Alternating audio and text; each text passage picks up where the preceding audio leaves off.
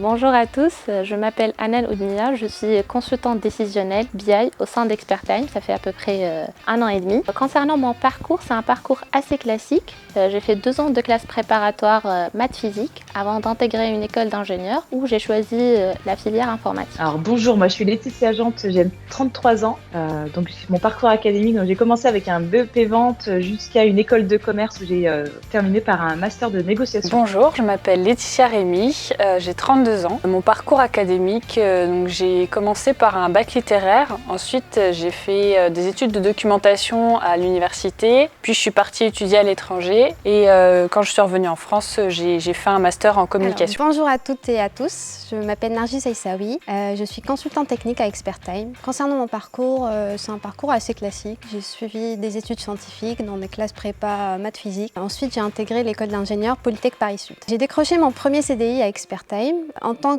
qu'ingénieur études et développement et c'était il y a à peu près un peu plus de 3 ans, en 2017.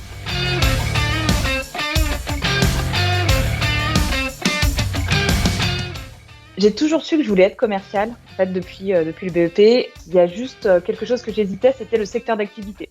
Donc c'est pour ça que j'ai tout testé. La banque, la grande distribution, la boutique, jusqu'à arriver sur des sociétés qui commercialisaient des services en B2B. L'informatique est un domaine très vaste et c'est durant les 3 années que j'ai passées à l'école que j'ai pu découvrir l'informatique décisionnelle ou la BI. Donc en gros, on se focalise sur les données, sur l'analyse et l'exploitation des données. J'ai pu saisir, j'ai pu comprendre l'importance de cette analyse et du coup j'ai choisi de me focaliser sur la data. C'est ainsi que j'ai choisi le métier de consultante data, consultante BI. Mon parcours professionnel, il s'est construit au fur et à mesure en fonction des opportunités et de mes envies.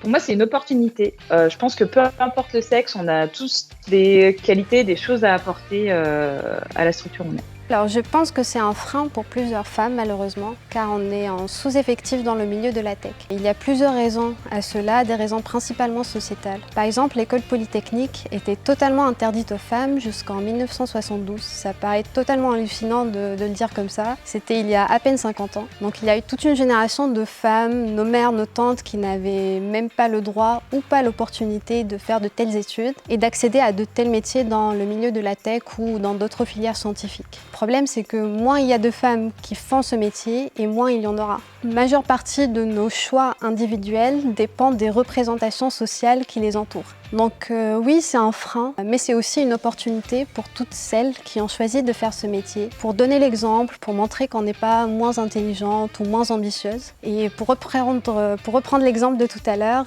la première année où l'école polytechnique a été ouverte aux femmes, c'est une femme qui est arrivée en tête des concours. Donc je pense qu'on est totalement capable de le faire, comme j'ai dit. Si vous nous écoutez, vous avez envie de faire ce métier, franchement foncez. Votre genre n'a rien à faire là-dedans. C'est juste de la motivation et du travail. Je pense que ça a longtemps été un frein, mais maintenant en 2021, je pense que c'est clairement une opportunité et qu'il faut la saisir. Il y a énormément de choses qui se mettent en place, beaucoup de programmes, des formations. Les entreprises sont de plus en plus sensibilisées à intégrer plus de femmes dans leurs effectifs. Donc pour moi, c'est clairement une opportunité.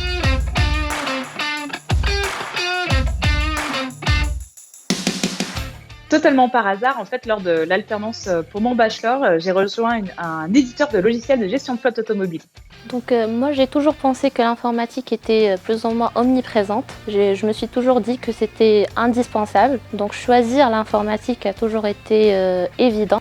J'étais community manager au Canada et quand je suis rentrée en France, je voulais me reconvertir dans un métier plus technique. Donc j'ai intégré l'école IA Microsoft en partenariat avec l'école Simplon, qui est une école inclusive et qui propose des formations pour les personnes qui veulent se reconvertir. Donc j'ai fait une formation de 7 mois intensif à l'école avec des remises à niveau des maths et apprentissage du code. Et ensuite j'ai fait 1 an d'alternance chez Expertime en tant que développeuse data IA où j'ai pu mettre en place des algorithmes d'intelligence artificielle.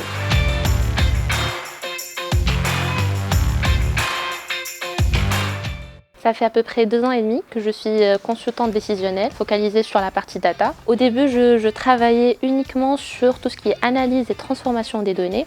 Maintenant, j'interviens sur l'ensemble, sur toute la chaîne décisionnelle, l'ensemble des étapes, allant du recueil du besoin jusqu'à la restitution et la création des rapports. J'ai toujours été dans du développement de business, en fait, dans des structures où il fallait tout monter de zéro jusqu'à générer plusieurs millions d'euros, avec tout ce que ça implique, le recrutement de collaborateurs et le développement de process. À la suite de mon alternance en intelligence artificielle, j'ai souhaité me diriger vers un métier plus fonctionnel avec de la relation avec le client. Donc j'ai eu l'opportunité d'intégrer les équipes de la Smart Workplace en tant que consultante digitale.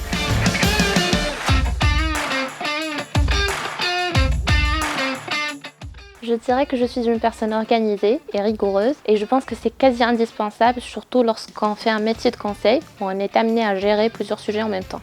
Je dirais qu'une de mes principales qualités, c'est l'écoute. J'ai besoin d'écouter pour bien comprendre et bien accompagner en fait les clients notamment. Deuxième qualité ou talent, je dirais la pugnacité parce qu'en fait, je ne me lâche jamais. Je dirais que j'ai le contact facile, ce qui est important dans les métiers technico-fonctionnels parce qu'on est souvent en relation avec le client. Et ma deuxième qualité serait que je suis curieuse et j'apprends vite.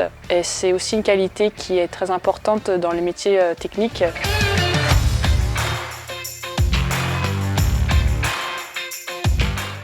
Mon conseil, c'est de ne pas avoir peur, même si on part sur un métier qui est trop technique pour nous. L'univers de la tech est très vaste, il y a beaucoup de profils, beaucoup de métiers différents. Donc pour moi, c'est vraiment une opportunité qu'il faut saisir parce que ça ouvre énormément de portes, mais ça n'en fermera pas. Donc il faut foncer. En plus, il y a une très bonne ambiance, beaucoup d'entraide.